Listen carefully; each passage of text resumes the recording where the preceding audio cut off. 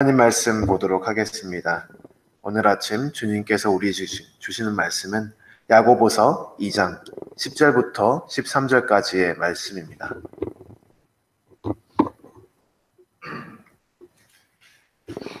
야고보서 2장 10절부터 13절까지 말씀, 우리 한 목소리로 봉독하겠습니다. 누구든지 온 율법을 지키다가 그 하나에 거치면 모두 범한 자가 되나니, 간음하지 말라 하신 이가 또한 살인하지 말라 하셨은즉, 내가 비록 간음하지 아니하여도 살인하면 율법을 범한 자가 되느니라.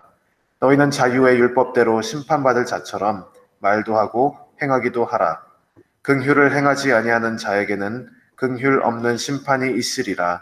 긍휼은 심판을 이기고 자랑하느니라. 아멘. 저는 오늘 본문 말씀 야고보서 2장 10절부터 13절 말씀을 통해서 하나님을 보는 자라는 말씀 제목으로 말씀 선포하도록 하겠습니다.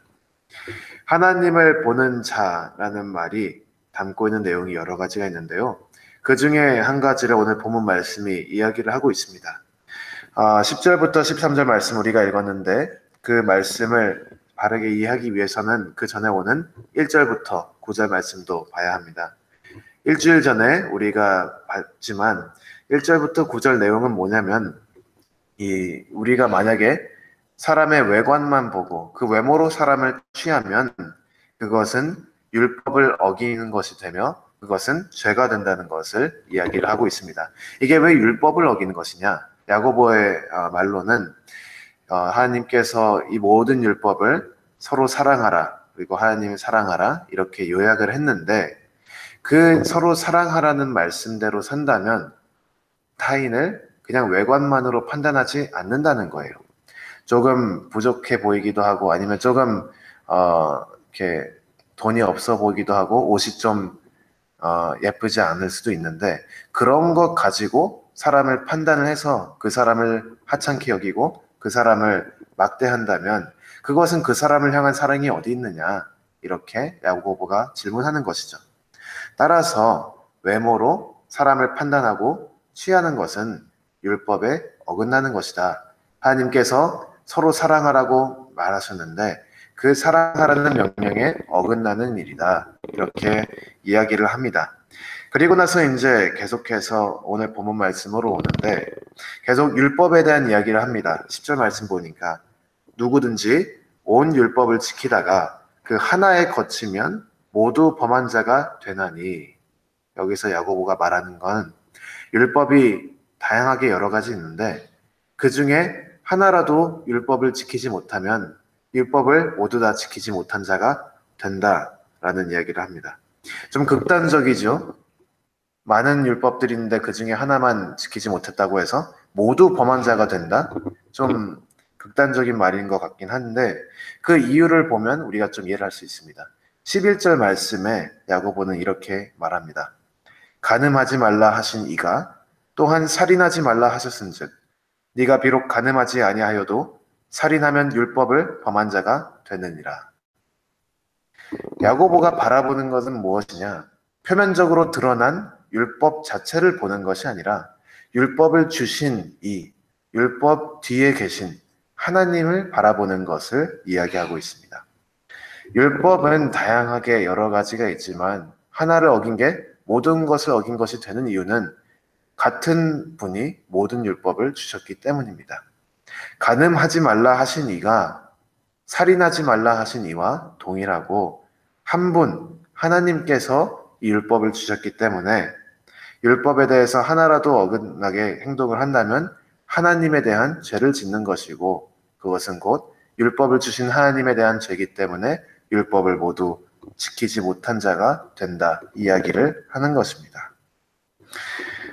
그러면서 이제 야고보가 12절 말씀 가서 너희는 자유의 율법대로 심판받을 자처럼 말도 하고 행하기도 하라, 얘기를 하죠.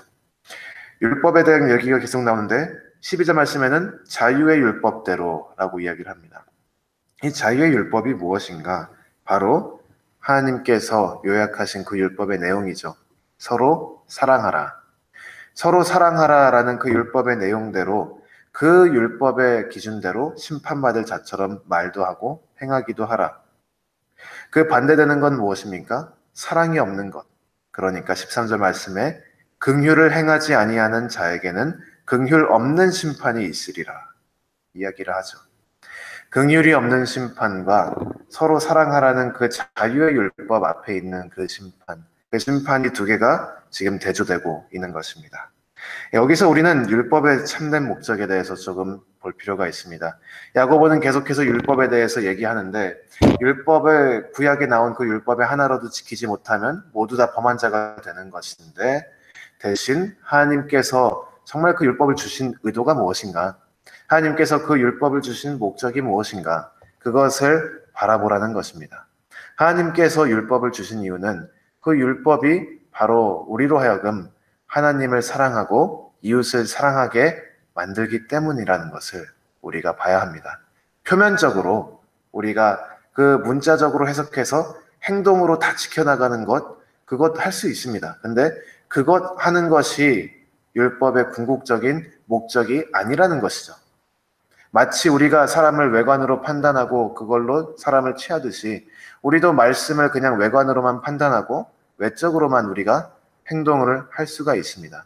하지만 정작 중요한 것은 그 율법 뒤에 계신 하나님 아버지, 이 율법을 주신 하나님 아버지의 마음을 우리가 헤아려야 한다는 것입니다. 하나님 아버지의 마음은 무엇인가? 율법을 우리에게 주실 때 우리를 벌하시려고 아니면 우리의 그 자유를 억제시키려고 그런 것이 아니라 오히려 자유케 하는 우리 자유의 율법을 주신 겁니다. 무엇이냐? 하나님을 사랑하고 이웃을 사랑하는 것. 그것을 하나님께서는 우리에게 원하시는 것입니다. 따라서 우리가 이런 식으로 율법을 지킨다면 율법 자체를 바라보는 게 아니라 율법을 주신 하나님의 마음을 헤아리는 자가 된다면 우리는 하나님을 사랑하고 이웃을 사랑하고 야고보가 말한 것처럼 사람을 외관으로 판단하는 것이 아니라 그 사람의 내면 그리고 그 사람을 만드신 하나님을 바라보면서 우리가 이웃 사랑을 실천하고 율법을 범하지 않고 그리고 궁극적으로 야고보서 2장 1절부터 13절에 나와 있는 사람을 그 내면을 보고 판단할 수가 있는 것입니다. 그리고 사람을 서로 사랑하는 마음으로 우리가 겉에 드러난 모습을 넘어서 그 내면에 있는 사람을 볼 수가 있는 것입니다. 이 말씀을 요약하자면 이렇습니다. 1절부터 13절 말씀 우리가 요약하면 사람을 외모로 취하는 것은 결국 하나님을 바르게 바라보지 못하는 것입니다. 왜냐하면 하나님을 바르게 보는 자는 이웃을 사랑하는 자이고 이웃을 사랑하는 자는 사람을 외관으로만 따지지 않기 때문입니다. 그래서 우리는 여기서 또 선택을 해야 합니다. 우리가 사람을 바라볼 때 정말 하나님의 마음을 헤아리는 자로서 그 사람을 외관으로 보는 것이 아니라 그 사람 영혼의 귀함을 바라볼 것인가? 아니면 계속해서 하나님을 바르게 보지 못하는 자로서 그 사람을 외관으로 판단하고 생긴 대로 이렇게 비판할 것인가? 우리가 선택을 해야 됩니다.